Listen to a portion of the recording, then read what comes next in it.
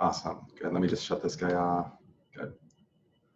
Cool. Well, hey, everybody. Welcome to today, Wednesday, November 11th of Wellness Wednesdays with yours truly, Dr. B. That was a horrible introduction. Today, we're going to be talking about balance, basically. We give a lot of lip service to, exercise and movement and, we need to be out running and lifting weights and doing yoga and all, and we should be. We really need to be taking care of our physical bodies. But one thing that's not often really talked about is just the concept of balance, just being able to maintain an upright posture. And I started doing a little research into this. We're digging in to these biometrics of health. Let me just kind of do a quick little mini dive into that, and I'll come back to the balance and where this came from. Just give you a little context. My team and I have been looking at the literature behind the biometrics of longevity and of health. And what I mean by that, things that we know we can measure, whether it be lab results or waist-hip ratios or vertical leaping. We've been looking at everything that we can that's been in the literature, saying that, hey, if we can improve in these areas, this is when people live the longest, live the healthiest, are the happiest, et cetera, right? So one of the things that we came across was this concept of balance, just a concept of balance, that balance all by itself, or I guess imbalance, but balance all by itself has been looked at independent of, age, sex, race, socioeconomic status, education, chronic diseases, et cetera, et cetera, et cetera. And it's found that it was actually its own independent risk factor related to mortality. And I think that's kind of interesting. So I was like, well, that's interesting. When we talk about, independent risk factors to mortality, what we mean by that is basically we're talking about balance. If somebody has bad balance, they have an increased risk of death. It would make sense. I mean, people that have bad balance might fall and hit their head or have some driving issues or who knows, any number of problems, right?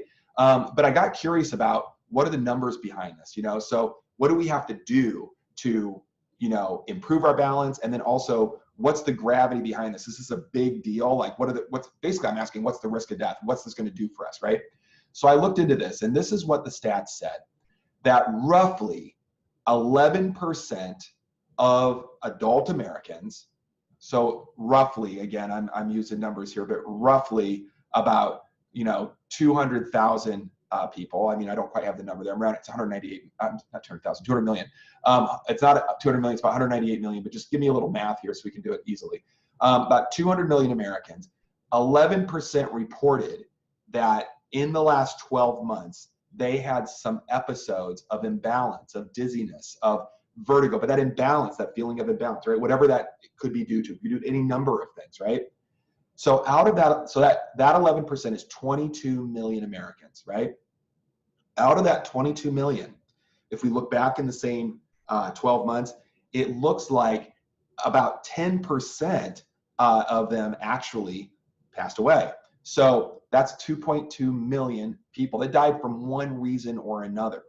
So again, they can't say that they died from imbalance, but when you look at that number compared to the folks that didn't have that imbalance, I think it was almost like a 10 or 20-fold times risk of death just related to imbalance. So they started looking into this number of these, this independent risk factor, identifying about 2.2 million Americans that have deaths that seem to be, at least from an all-cause mortality viewpoint, seems to be related to balance issues. And they discussed, there's many different, reasons for this, everything from inner ear infections and, Meniere's disease and fluid distribution and, weakness of the joints and proprioceptive problems and neurological issues. And they went on and on and on about what could cause all of these, but they identified that about 50% of the causes could be completely prevented and eliminated. So, I mean, it begs the question, if roughly 2.2 million people are dying, and it seems like it's related in somewhat to this imbalance all-cause mortality statistic, and 50% of them could be saved. That's 1.1 million people that we might be able to at least lower their risk of death, right? Perhaps save. And all we have to do is help them improve their balance, right? So balance really jumped out as one of those biometrics that we could really, hopefully improve upon, right? So we started looking at, what makes up balance, right? And there's really not a whole lot that makes up balance. You know, how do we know to stand upright? You know, and basically it's neurology and some of our tissues and fluids talking, right? So first we have this thing called the righting reflex, which is where we're just looking straight ahead and our eyes know the horizon, right? So just the visual input of the horizon can give us some idea of standing upright. You know, we're wired for that. We also have that vestibular apparatus in the ear, the fluids and the crystals and all that stuff that moves around, right? So, you know, it's fluid. So, you know, when I, you know, turn my head this way, it wants to come up like this. So now I feel, you know, and then it kind of shuttles and then I know that I'm upright. People can have problems with that fluid and with those crystals getting stuck. And a lot of times, you know, that can be taken care of with some physical medicine. So easy peasy. Talk to your chiropractor about that. I'm sure that they can help you. And if they can, I'm sure they can refer you to somebody that can help you with that. Maybe even your physical therapist. It's a really simple technique. A lot of times it can help that particular imbalance issue out.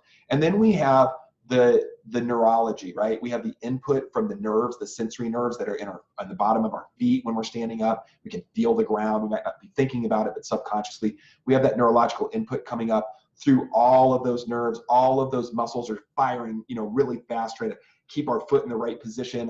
You know, maybe firing a little bit here and then here and here, and just keeping our leg upright as that muscular chain moves up into the low back and you know, even all the way up to just keep our body upright. Again, those nerves coming in through joint mechanoreceptors, proprioceptive nerve endings, you know, muscle spindles, but our body basically is wired neurologically to know to be upright. And again, there's a lot of, you know, there's a number of conditions that can lead to imbalance. But when you looked at that list, that if we could improve upon, might save, I mean, we don't know, but it might save 1.1 million Americans' lives a year. And I looked into that statistic, and this is what it said. And it's a interesting one. It's a simple test that you can do at home to check your balance. First of all, you can't see, but I have a standing table right below the camera. Let me see if I can move the camera. See, I have a standing table right there. So I have that in front of me. I just didn't want you guys to think that I don't have anything in front of me. And if you're going to do this at home, I would recommend either, you know, a standing table or a desk, or have a chair or something in front of you, just because of balance, right? You don't want to become a statistic while trying to prevent yourself from becoming a statistic. So I have a dark sense of humor sometimes. So again, if you feel the need to hold on to something, and if you've never tried this before, you should. And then, you know, coach yourself up and have that chair there or that table there, or that desk there or whatever it is, to make sure that you have something to hang on to. So here it is. Being able, you can't see what I'm doing, but I'm standing on my left foot right now. Just my left foot and looking straight ahead. Being able to stand on my left foot for 1 minute with my eyes open is considered awesome.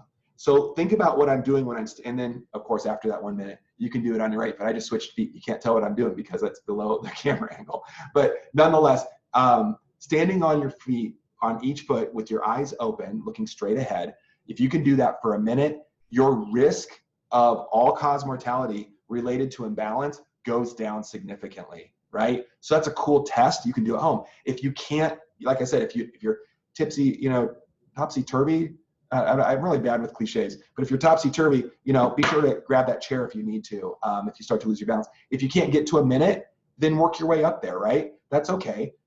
Just, you know, looking straight ahead, set a minute, you know, timer. If your other foot goes down a few times, that's fine. Just practice getting there up to a minute and you'll get there. Most people are able to get there in a short amount of time. And in fact, in our Epic 5 Plan community, our private Facebook group, we're running a movement challenge right now, where we're challenging our members to post, you know, to do this every day and post the number of seconds that they're able to stand on their left foot, stand on their right foot. They can post pictures if they want. And then everybody's getting entered into a drawing, everybody that participates to win a prize, probably a book. I like giving away books. So nonetheless, join that community if you're not part of it. Be sure to jump on there at the Epic 5 Plan community on Facebook. On the Facebook feed over here, I will put that in the comments. So you guys can be sure to just click on that and join that community. It's free. It's fun. We have a challenge every month. We have prizes every month. It's just a fun and engaging, health-oriented online community. It's just super fun. I think we're almost at 1,000 members. Or maybe not quite, maybe at 800 members or so. We just started it just a few months ago. So it's a growing community. It's pretty fun. So join me over there for that challenge. But, you know, coming back after we've gotten to a minute with your eyes open, okay? That's the first biometric. Eyes open left, 1 minute. Eyes open right, 1 minute. We did it. The next part, again, have that chair, have that table, have that desk, apparatus in front of you.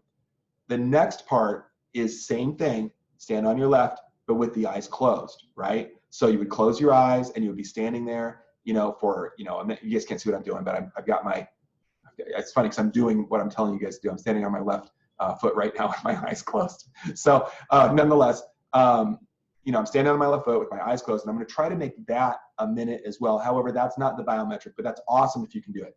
I actually don't know many people that can get to a full minute with their eyes closed, standing on one foot.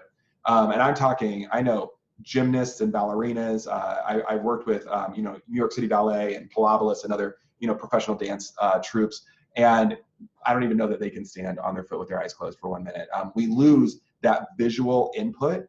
And we're losing the vestibular apparatus because we're not moving. So we're really reliant, and this is the cool thing, right? Let's talk about why it works. We're reliant on that neurological input from the foot coming up through the muscles and the muscle spindles, the joint mechanoreceptors, proprioceptive nerve endings, all telling our brain that we're standing upright. And so what happens when that's, and you know, it's processed in like nanoseconds, right?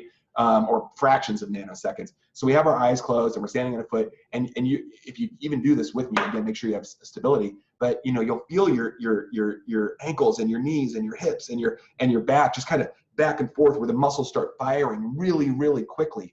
And what's happening is they're learning adaptation, right? Because you're wobbly. So as your eyes are closed and your muscles start firing and you're wobbly, those muscles are getting stronger. So, you know, as an example, close your eyes, you lose all the input. You're reliant just on your ankle, you know, nerve endings telling you if your ankle is twisted or not. So your leg starts to run in this way. So all of a sudden now you overcorrected and now you're firing this way. And what's happening is all of those little muscles, again, from your big toe all the way up through the foot, through the ankle, through the lower leg, the knee, the thigh, you know, the glutes, the back, all of those muscles start talking to each other and firing rapidly. So you're learning, your body becomes adapting, and it becomes to have really quick, you know, nerve responses to if you are, you know, starting to go wobbly in one direction or the other. Your muscles are strong and they're engaged and they've learned to fire. It's like training an athlete, right? In fact, here's what's really cool. So let me set you a goal for this. So 1 minute, eyes open. And we're going to set the goal for 20 seconds with the eyes closed. That's what the literature is telling us. You can stand with your eyes closed for 20 seconds on one foot. Again, that risk of all-cause mortality related to imbalance, whatever we're noting in the literature, comes down significantly. And they think that just by, you know, and then getting things that can be corrected, like the crystals, you know, in the ears, anything, you know, staying adjusted, you know, by your chiropractor and making sure that you have good fluidity, you know, in your joints, you know, doing PT, and of course, staying mobile and, you know, doing things like yoga and strength training and all. It kind of bleeds together, right? It all comes together to help our physical bodies be the healthiest that they can be, which is, of course, what we want. It's you know, it's part of being the most impactful and healthy and happiest, you know, human being that we can be on this planet. We're here for such a short amount of time. You know, I mean, it's a blip, right? Average lifespan in the United States is less than 75 years. You know, 2/3 of us that are fortunate enough to hit 50 years old be dead before we're 70. And that, you know, approaching 50 like I am, those numbers, I'm not going to die. I'm going to live to at least 150. You know, I believe that we've almost cracked the code on longevity. You know, I'll go to my grave saying that. That's another dark joke. Thanks for laughing along if you're laughing, but I'm also not very funny. My wife says don't quit my day job. But, you know, coming back to what I'm trying to say, if we just spend a couple minutes a day, really 3 minutes maybe, minute on this side, 20 seconds, right? If we just do that, and we do this every day, like we're training, shoot, you can do it multiple times a day. Sometimes when I'm on camera, or if I'm talking to, you know, a patient, or my team, or, you know, a colleague, or whatever we're doing, you know, podcast interview, I'm standing like I am right now. I'm standing on one leg right now. I do this fairly regularly. Sometimes I kind of go into a modified tree pose with yoga where I'm crossing my leg around the other. But anyway, there's so many things that you can do here. And again, it's just one of those things that we just don't talk about training, right? Yoga talks a little bit about it. You know, you're doing some of those poses, you know, like I just said, tree or eagle, or, you know, what are these Bowman poses where you're leaning forward and all those. I mean, there's a ton that do work on that balance, but also, you know, yoga's not for everybody, right? And I get that. I had a love-hate relationship with yoga. I like the flexibility of it, but it just didn't jive with me for one reason or another, until I just will say that my wife, my far better half, Rachel, found yogaburn.com, which is 100% geared only for women. And I really mean that. And she's specifically talking to women and uses highly gender specific things that she talks about, but man, which is weird, I understand, but she is a super good yoga instructor. She's amazing. Her flow is better. She keeps it very, you know, it's Yoga Burn. It's about body. It's about strength. It's about, you know, flexibility. It's about balance, you know, and then it's about a calm mind. So, you know, she really doesn't take it to some of the places that some places do. And she's very physically oriented, and yet at the same time, just doesn't push it too hard. It's not like competitive yoga. It's challenging. And I, again, don't want to over-endorse it, but yogaburn.com is a fun place. But yeah, beyond something like that, or doing that, we really don't talk about balance. And again, it's one of those things that you can biohack at home. You have full control over this. It doesn't cost you anything to do except to remember to do it. You can even just set your smart device or your phone. I guess my phone is up here recording. Because I couldn't get the Facebook feed to work from my computer. So I'm sorry about that you guys don't get me face on. But I am going to be posting, I'm recording this and I'll be posting this on YouTube as well, on our channel. But nonetheless, it's one of those things that we really don't talk about. We talk about cardiovascular, we talk about strength training, we sort of talk about flexibility, right? That's the yoga part. But really, we need to talk about balance as well. And again, 1 minute, 1 minute, 1 minute, 1 minute, or sorry, 20 seconds, right? And it could change your life for the better. So I'd love to hear your comments, your feedback. Thanks for joining me today. I hope that helped. It was a little rambly. I'm sorry about that. I tried to pull up some notes, and I was going to show you guys some really cool studies and whatnot, and I was having an internet glitch, and I just didn't want to be late. So I'll post some of the stuff I wanted to share in the comments. Certainly, if you're my private client, we're going to post this into the Wellness Wednesdays in your online curriculum on Teachable, and I'll put the documents in there as well. So hey, see you guys next week. I love you guys. Stay safe, stay healthy, stay happy. Talk to you soon. Bye-bye.